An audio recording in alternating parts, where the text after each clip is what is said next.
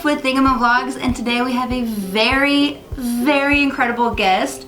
Her name is Margaret Kerry, and you may not recognize her now, but you should know Tinkerbell. So hi Margaret, thank you so much for being part of Thingamavlogs. Thank you for asking me. This is very exciting. I love to talk about me. So let's let everyone know exactly what does it mean when we say that you're Tinkerbell?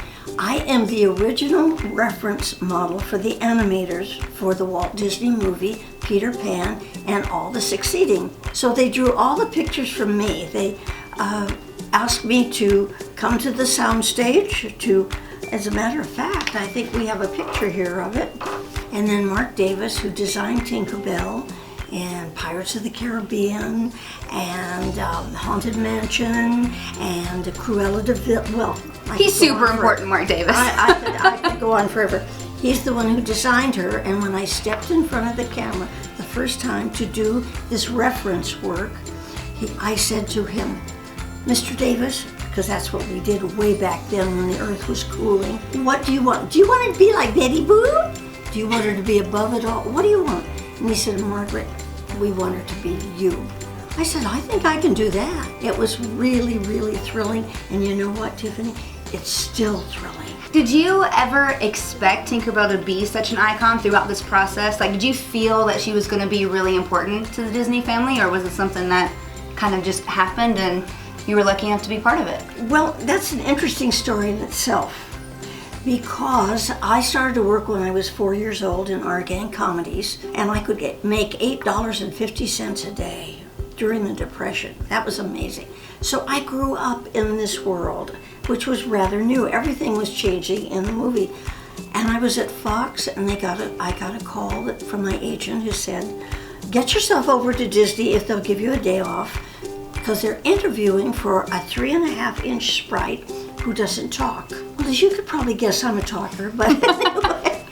So I choreographed a number of like a 9-year-old, 10-year-old boy fixing breakfast, hanging over the refrigerator door, seeing what he wanted, and I did it to music, and I took my little player over, and they were impressed. So it was a job, but it was the most exciting job to be at Disney, I can't tell you.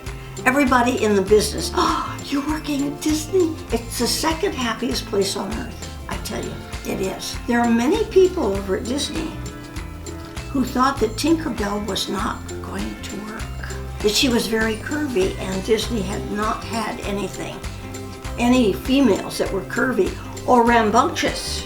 That's true. All their females were rather victims, and they were very sweet and very polite. Because it was Snow White and Cinderella, and they all waited for things to happen to them, kind of thing. But here was this little feisty kid doing what she wanted to do, very curvy. There were a lot of people who didn't think that she was going to work. Peter Pan came out in 1953. I was on the lot when they were working with an alligator, trying to make it work out of the yard, and I'm thinking, what is this? And a few other things were going, and of course, it was for Disneyland. As you probably know, Walt Disney never did a sequel. He was sick and tired of what he had done. I think he was 14 years with Peter Pan, because the war came in between. So she was put on a shelf. That was it. Maybe she should do a commercial now and then.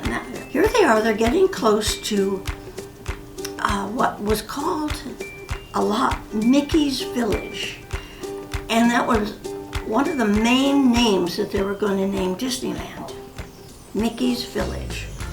Well, the studio got a little bit uptight because Walt Disney was putting his own money into the park, not the studio's money. Okay. So they sent Roy in to say, Walt, if this fails and you have featured Mickey, Minnie, Horace Horsecollar, and Clarabelle Cow, and Goofy, and they may get tarnished. And we make money off of them with licensing. So please don't use them. How would you like to be Walt Disney sitting there and building, a $6 million park called Mickey's Village with no Mickey? But he was no dummy. He understood.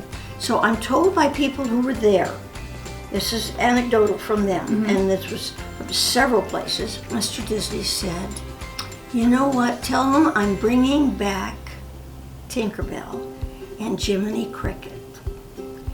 And that's where Tinkerbell was resuscitated, really, because those were the words he used. I'm bringing back. Otherwise, she wouldn't have been around. When Disneyland opened, most of the tickets had Tinkerbell on it. All the napkins, all the cups, all the pennants flying had Tinkerbell every place. And very few people noticed that Mickey wasn't around or Minnie wasn't around because the park was so amazing. I can only see Tinkerbell when I look. I mean, you have everything about Tinkerbell. You've got the attitude, you've got the outlook. Like, I love it. and can I ask you a question? Yeah. What do you like about Tinkerbell the best? Now, don't use the word attitude because that really doesn't. Well, I don't mean like, you know. No, it's lovely, but a little deeper. I love that she is so forward in everything. I mean, when she believes something or wants something or feels something, that takes over her entire being. She's probably the most passionate Disney character that's ever been around, because fairies can only have one emotion at a time. That's right. Well, we know that from J.M. Barrie's book because that's the way he describes her. But there's something else, because she affects 2-year-olds and she affects 90-year-olds. How do you do that? Well, I think it's because Mark Davis, and if I may say, because he turned me loose, that it's her childlikeness. She sees something around the corner and wants to find out what it is. She is so excited about life. And we all sort of yearn for that, I think. You have it. You do it. You absolutely do it. The first time I met you, I thought, oh my goodness, there she is. But the fact is that Tinkerbell is beguiling. It was in almost every one of the 300 stories that went around the world. Oh, wow. Yes. Do you think Tinkerbell would have been the same or as impactful if she could actually speak? Well, Mark Davis didn't think so. But you know, in the book, and I am on a crusade to get people to read James M. Barrie's unabridged book, because she talks all the way in it. Would you like to know Tinkerbell's opening line in the book? I know what it is. Well then, say it. Oh, I can't say it. I want to hear you say it. Oh, you silly ass. That's Tinkerbell's first word in the book. For real. And when I met Walt Disney, he came to the same soundstage. We only had one soundstage when I worked there. I mean, people are just amazed at that. Mr. Disney would come over and say hi to Mark and say, how were things going? And to Jerry Geronimi, he was one of the directors of the whole movie, and then to the cameraman. And they would call me over. And I would quickly put on my cover-up, because you didn't walk away in your one-piece bathing suit and stand and talk to people. You just didn't in those days. And I got to talk to him about listening to him more than anything else. He was very kind. I never heard a 4-letter word any time I was ever at Disney, including Mr. Disney. I understand he could come up with a few. But no, I went to school with both of his daughters. Oh. Monticello School for Girls.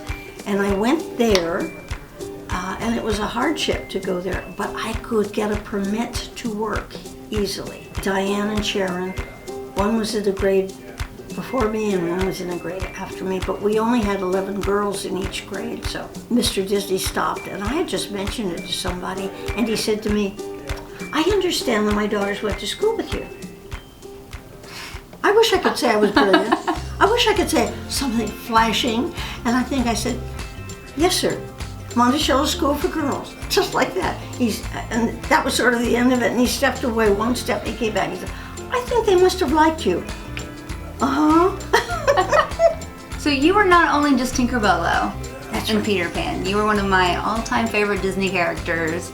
The red-headed mermaid of the Neverland Mermaids. Oh, and I didn't bring any picture of her. Drat! Mark Davis called me up and he said, would you like to do some voiceover for us? So over we go, and they have this soundstage built up with different levels. It looks like rocks and rocks. And June Foray was there as one of the mermaids, the dark-haired. Who is June Foray? Have you ever seen Rocky and Bullwinkle? Yeah. She's Rocky. Oh. Did you ever see Mulan? Yes. She's the grandmother. Oh. Yes. She's probably one of the most famous voiceover women in the business. And they tied our ankles together, so we couldn't move around as if we had feet. Well, June was very upset with this. And then they handed us a script, so we didn't have to learn any lines. We didn't have to put on makeup. We didn't have to fix our hair. We're talking to a microphone. If they didn't like the voice, and of course I did this one, which they like very much. We just wanted to drown her. That's my favorite line of any Disney movie ever, is that we were only trying to drown her. And you went home by, 3 o'clock. So we're looking at each other and we're saying, this is much better than being before the camera. So I went into voiceover work and I did over 600 cartoons, and I speak about 21 different dialects, and I do about 48 different voices.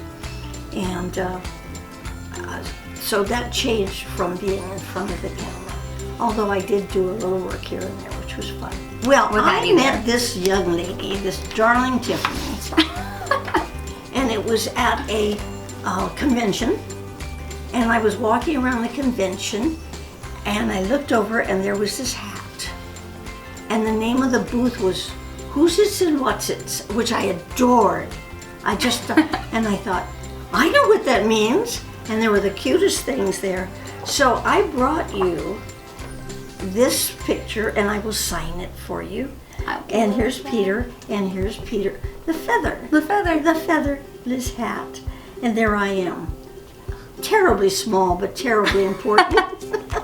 You do so many things. I think it's wonderful. I really do. I mean, you are Tinkerbell. I have a store and make hats. Well, the story goes, with all the other fairies, it was a baby's laugh. But with Tinkerbell, it was a baby's giggle, which made her different from the others. I love that. Well, thank you so much for being a part of our Peter Pan week here at Thingamavlogs. It's been an absolute pleasure getting to meet the real Tinkerbell and actually be able to talk about your life and your experiences. And I love to talk about her. I think she's wonderful, and we're very good friends, And I think you're just adorable, and I love the idea. And thank you for inviting me. And if anybody wants to get more information on you or your experiences or anything, where can they find you online? Tinkerbell Talks, Tales of a Pixie Dusted Life. My book will be out in about 2 months, but it's tinkerbelltalks.com if you want to get in touch with me. It's been a delight, so I would like to say to you, give me your hand. It's faith and trust and a whole bunch of pixie dust. Are you ready? Here we go. It's my favorite thing. Thank you so much. I just also wanted to point That was out great. that the keyhole is really significant in what we do. That's our logo. This is our logo. And we've actually used the keyhole because I love it. I love it. It's such an important part, like within Disney, so. I love it.